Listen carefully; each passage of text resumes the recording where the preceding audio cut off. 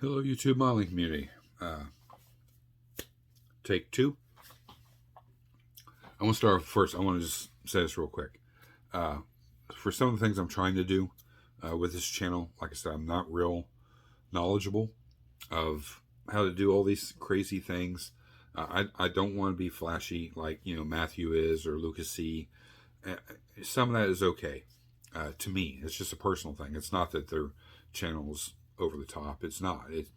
They're great, and I like them just the way they are. I just don't want to be like them.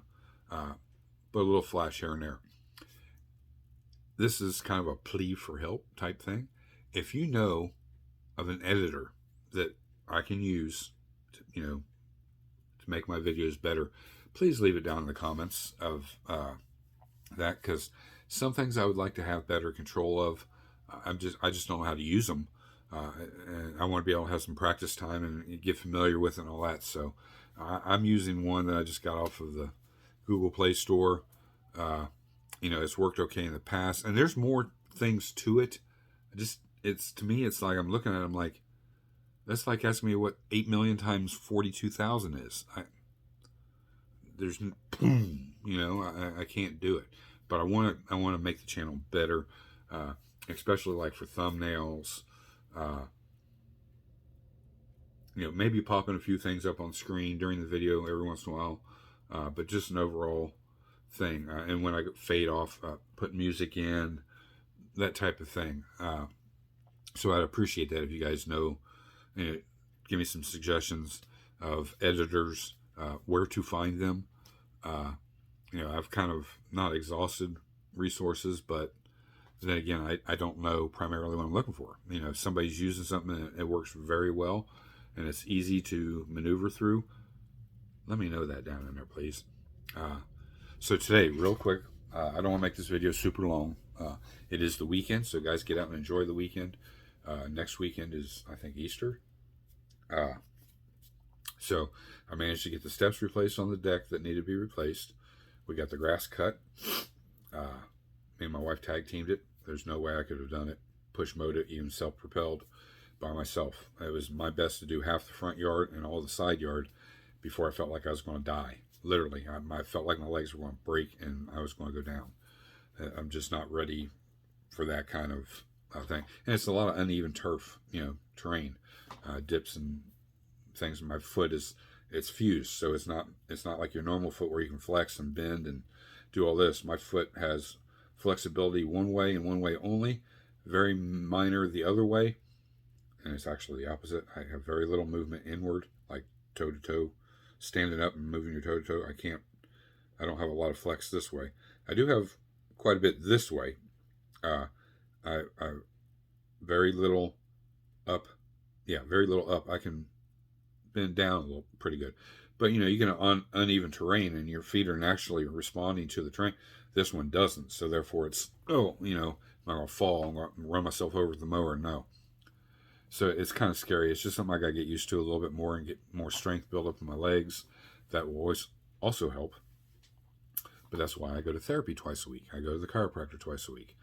Eventually, the back will get back to normal without any pain or aggravation or hampering. And then it can be like I was, basically last summer, and just focusing on this leg. The downside to this leg is if this inflammation doesn't stop and the pain doesn't stop, my only option is surgery to remove the hardware. And right now it's looking that part, but we're not going to do that this summer. We will do that going into next winter, where, winter's downtime. According to them, they'll have me back up on my feet the first day. It'll take a couple weeks to heal, and then, just probably a little bit more therapy after that. And then I should gradually get back to normal, which is a good thing. So enough about all that. Didn't get a lot of work in here. That's what I was getting at. And it's going to be that way for a few weeks, maybe a month. Unfortunately, I cannot get enough time to get down here. I've still got quite a bit of housework to do, and I've not got to it. That's going to be next week. There's a lot of cleaning because we got all the family coming over for Easter. So, we want the house in tip-top shape. They should be coming out here in the next couple weeks to start putting all the new siding on the house. So, there's going to be a lot going on. I got the floor guys coming back to make some repairs. This popped up. We've got the window guys supposed to be coming back out, do some repairs from where we had new windows and doors put in. So we got a lot going on, and then try to get in here. So I'm going to try to do everything I need to do outside first, and get it, and then just a day or two down here, and then try to hurry up and get all that done out there to where I have more time down here. Between this and housework and, run errands, whatever, I can kind of somewhat get back to normal. But we're going to look at the 32 today. It's the only thing I really got to work on this week. I did work on the on Jay's a little bit. I stopped the videos on that for right now. That's why I said I need an editor. I'm having a problem with, on mine, is knowing which video is which. Like I said again, guys, it's just that I'm not knowledgeable of technology. These young kids, man, they'll create this file and they have everything here, and then they'll make a video and they create all this stuff, and I have no clue. In my background in my day, there was no. My senior year in high school, they had one computer, and this thing was as big as the end of my room here, and it had ribbon paper, and it came out. There's a word for it. The square, like on that airplane, the camouflage. It's got a name for it. I can't remember what it's called. Put it down there in the comments. But that's how everything printed. It wasn't like today. And then when computers did get like more affordable in home use, I was already in my 30s, working my butt off, trying to support my family. Very little time, and a lot of my time was devoted to fish. Or the kids, and we had a computer, and I sat down. It was great to get on there and play Farmville, MySpace, those kind of things, and I can navigate that, or Google search, information, but not how to actually, in the case of an editor, how to get in there, and how do I take my video that I just made and edit around that to where I have a little fanciness. Nothing extreme, because again, I don't want to be like Lucas C. or Matthew at Model Car Videos. They do an exceptional job for their channel, and that's why part of the reasons I like to watch, because I've watched Matthew's channel go from kind of like mine is to where he's all, he's got it all figured out now, and it works out great. I don't want to be there. I don't want to be like other guys. A little bit here and there is fine for me, personal preference, not to do with any reason other than that.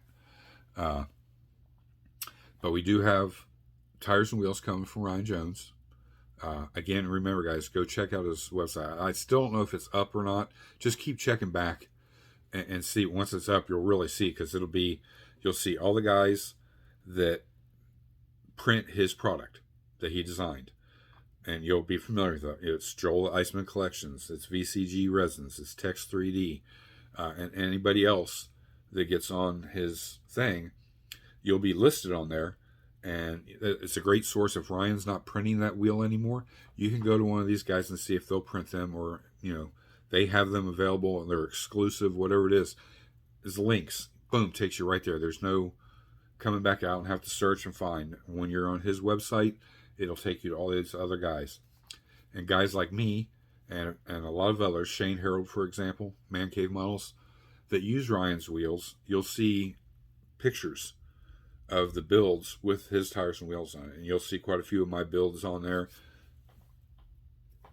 Shane Harold's, and several others. So it's really cool the way he did it. So definitely check that out. Mark Hobby Nut Models, guys. The link's always down below. Just hit it; it'll take you right there. There's always new stuff coming into his store. New stuff constantly. Paints, tools, used kits, new releases. Even the expensive kits, he's got a nice variety of everything for everybody's budget. And by going there, it helps the channel out. It keeps more stuff coming in to be looked at, to use, for you guys to see, whatever it may be. It's not making me any money, really. I mean, if you think about it, it's not, because I'm spending it all you know, or saving it up and then spending it and getting some things. The stuff I got coming, I paid for.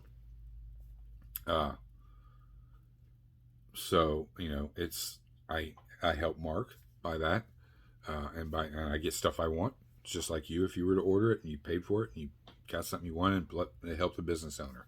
And then Mark also sends stuff out of the kindness of his heart, which is really great. And just like this. This was an open box review. You know, as my gratitude for it, I built it.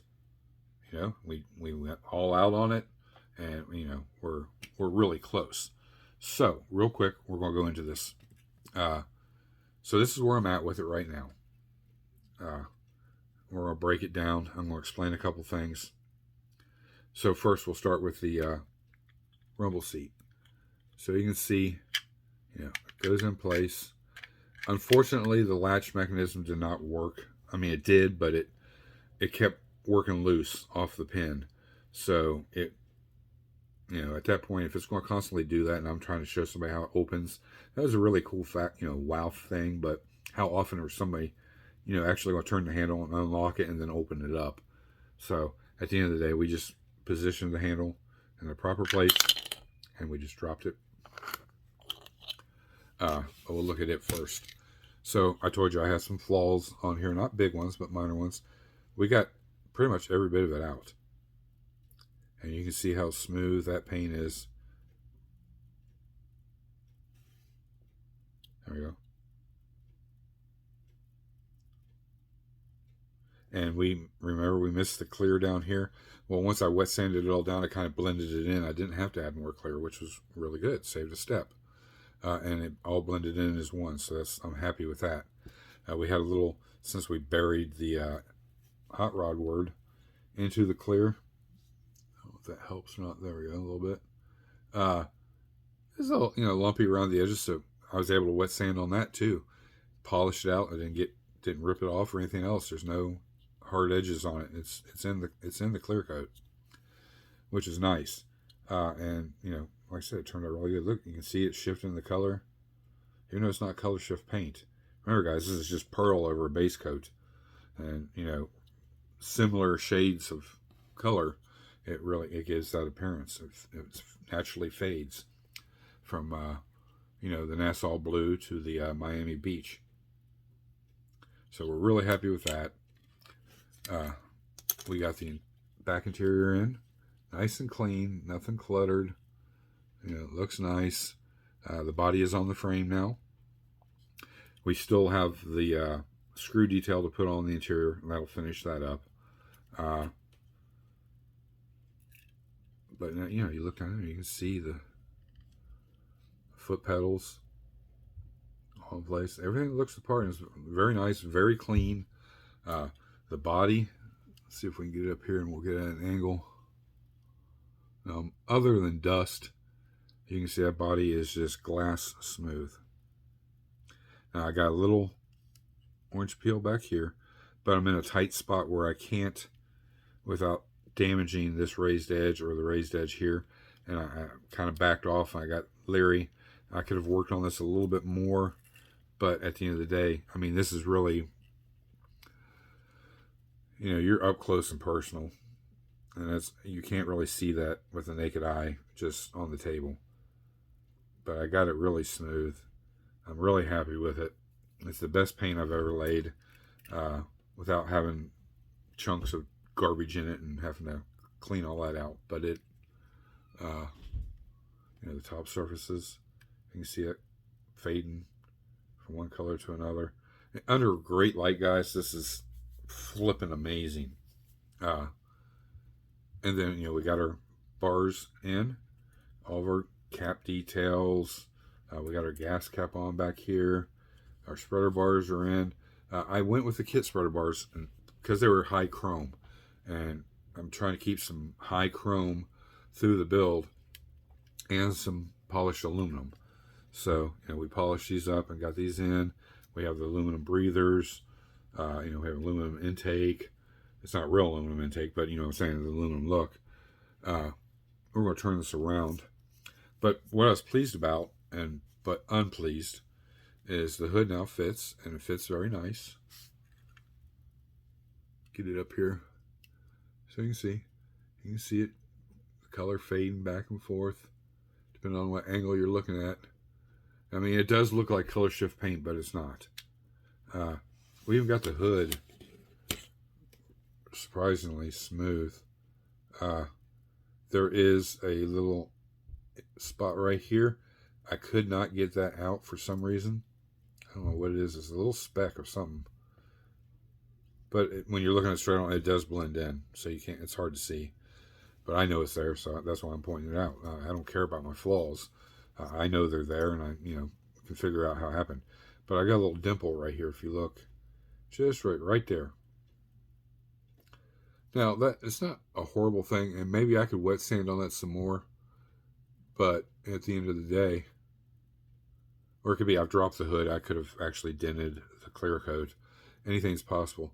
So, but it's so deep that it would really take a lot of work to get that out. And at the end of the day, you can't really see it, so I'm not worried about it. But by lining that up and getting that hood right, I have a flaw that I can't do nothing about. Now, the grill is leaning towards the passenger side a hair. Not horrible, but a hair. And then if you look at the headlights, one's lower than the other, one's higher, and that's because I have a warped frame. Did not know it. And I had some red flags pop up that I should have made me aware to that, but I just didn't pay attention to it, I guess. And the end result is I have a wonky front end a little bit. And I've taken this apart, put it back together, taken it apart, cleaned all the glue off of it. Luckily, I didn't damage the paint. And then reattached it and put it how it should be and how it looks right, or perfect. But then the hood is wonky; it doesn't fit on the right, so it tells me the frame is warped a little bit, and I can tell by the headlight being a little higher or lower. If you get up on there, you can see that the grill does is a little wonky, but it's pinned on the bottom, and that's where it's supposed to go. So. But I had to tweak it over a little bit to get the hood to line up, because that was more important. If I do have the hood on it for display, that all lines up. Also, this is one thing I'm not aware about, is the gap right here. If that should be that way, I was more worried and focused back here about this sitting down on the frame. And if I push this up, I could get it up in there, but it's like it didn't. I kept wanting to teeter, so I don't know enough about them to know for sure. So, but anyways, overall it turned out really good. We're going to turn the camera around. We're going to take a look at it. I'm going to set the moon tank just in place. It's not glued in yet. And I may not glue it in. I may just set it in place for display. That way I don't get glue everywhere. Go in here. You can see the shine on the paint. I mean, it's smooth. As smooth as I could get it, and I'm happy with it, and that's all that matters. But we get in here, you can see the wiring. They're different gauges, so it looks the part. Everything's going where it's supposed to go. All the vacuum lines, wires that go through the firewall are going through the firewall. If we can get in there and see it, you can kind of see it there. And then, you look down here, you can see the starter is wired. And then it's grounded there. We have T-bolts for the valve covers, wire looms, electronic chokes. All the vacuum lines are ran. Fuel lines are ran. Electric fan. That goes back and up and into the firewall to a switch that would be on the inside. Over here we have our catch can. You can see the hose coming down going to the valve cover. And then the bypass hose on the upper part of the oil pan, and then the return line right above the sump. So it's all wired and plumbed. We have one of our brake lines in that feeds the front. We got the one that's kind of sticking out towards us is still got to be pigtailed and then put into the master cylinder that feeds the back brakes. And again, you see that gap right there. I don't like that. I think that body should sit down onto that, not have that gap there. So you guys can let me know down in the comments. But you see how well it fits back here.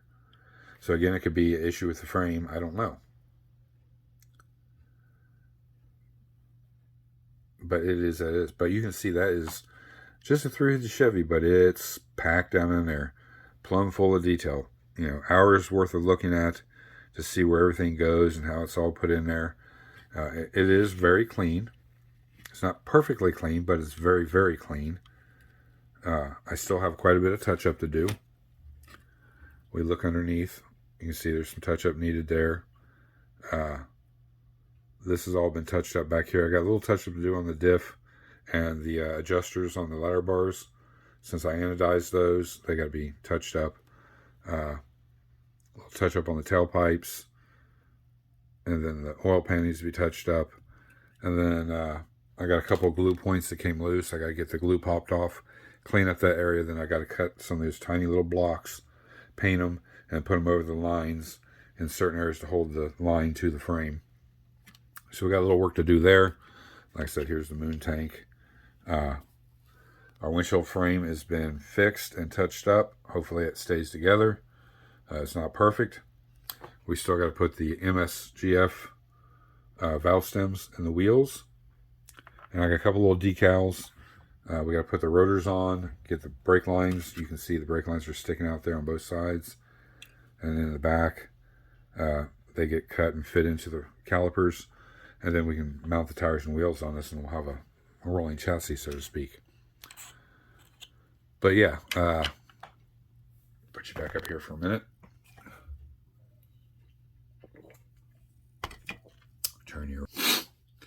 Yeah, so I mean, we got minimal things to do to get it done, but I don't want to rush it. Some of the things are very fiddly. It's got to look clean, so I got to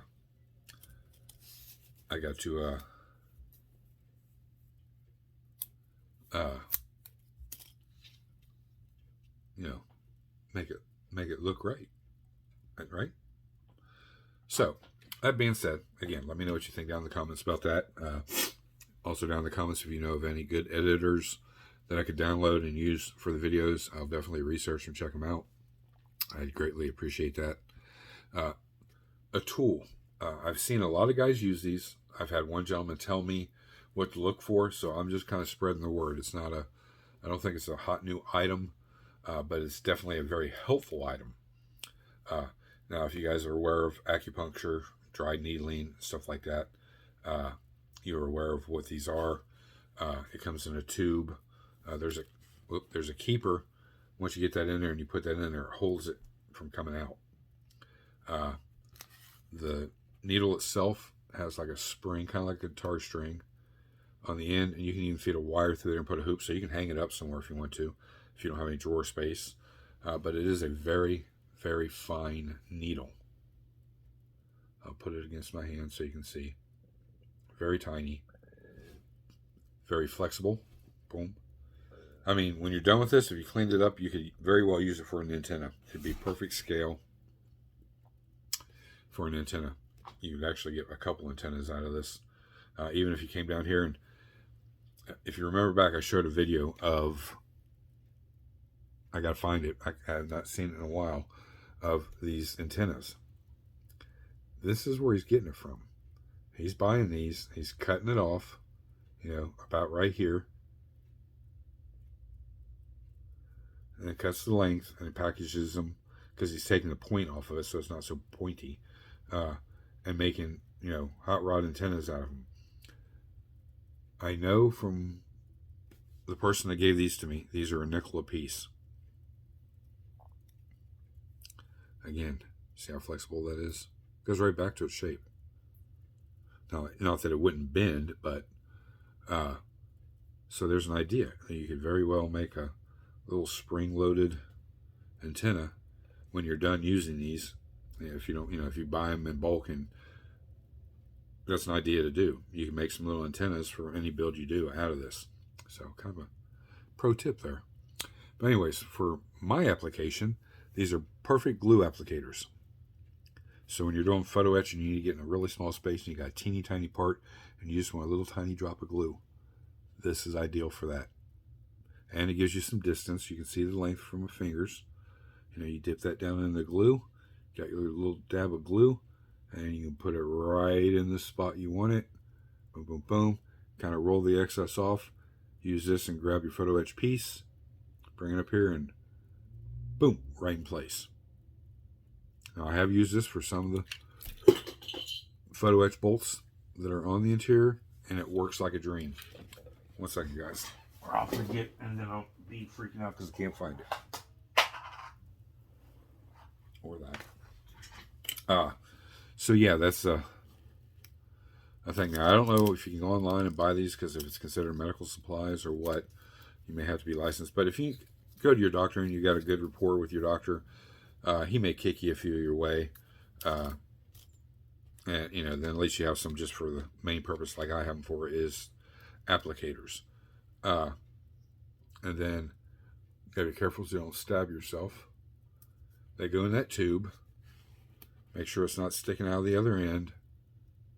And put this little stop keeper in there. And see, I see the needle sticking out, so I want to pull it out further. And then boom. That keeps the needle in the tube so you don't get pricked at the end. And, you can keep it clean. So when you're done using it, clean it. Take a little foam sanding pad, maybe 3000 grit, and just kind of work it around like you do your airbrush needle. Clean it up really good. Wipe it off with some alcohol. Put it in here like this. You got a little string through it or a wire. Hang it up or put it down in a drawer if you have one. It's a perfect little tool. So, tool of the day. Let's call it that. We got a few minutes here.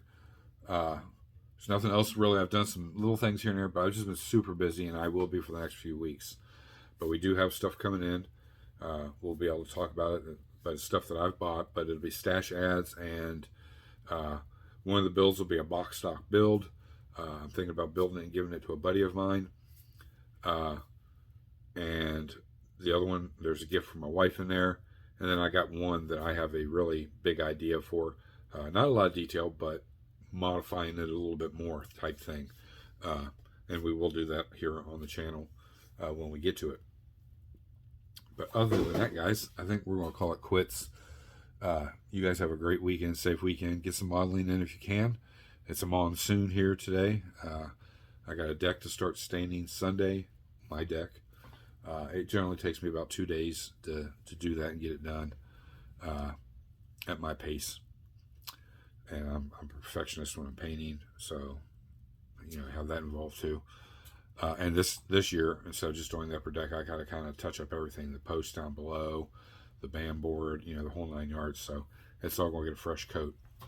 I think we got to get everything unpacked and set out.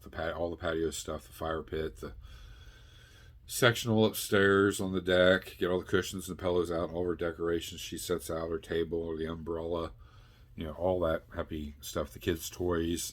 I got to get the sandbox cleaned out, get the sand fluffed up, and that's pretty much it, other than all the other work we got to do.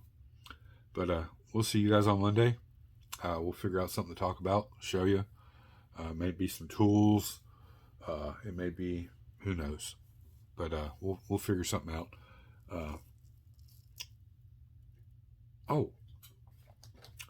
Before we get off here real quick. These are, I just did these as a test print. I'm able, not right now, but I'm able to print these. These are just Pro Mod. This is actually a Bush Lyle's Camaro, the scoop for that. Even though I got the right hood for the build I'm doing. These supports come off really easy. Let's see if we can do this one real quick. It's better to do this once it's out of the printer. And if you let it sit for a few days, and these have been sitting for about a week, a little bit more than a week, so they're still real soft. Now I will wash this and cure it, and it'll get more brittle then. But all you got is some light sanding.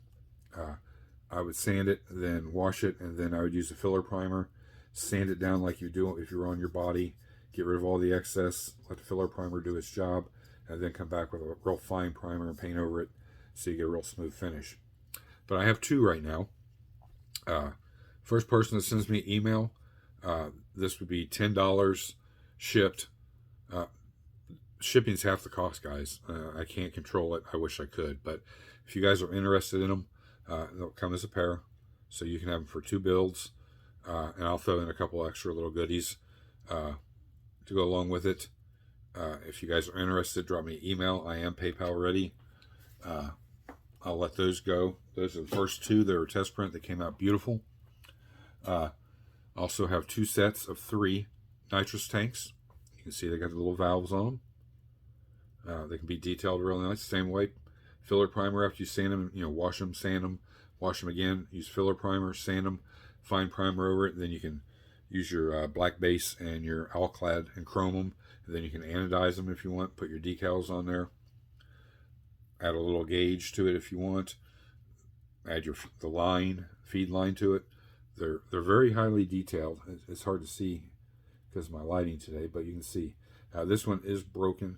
But I'm going to repair it and put it back in my drawer. I have another one to replace it. So I have 2 sets of 3. They're $1 a piece, so it's $3 plus the shipping. The shipping, guys, is between $4 to $5. I can't give you exact because I don't know. So it's $5 for shipping. If it costs more than $5, I'll eat it. The 50 cents difference, whatever it is. But $5 to ship it. That way it comes safe to you.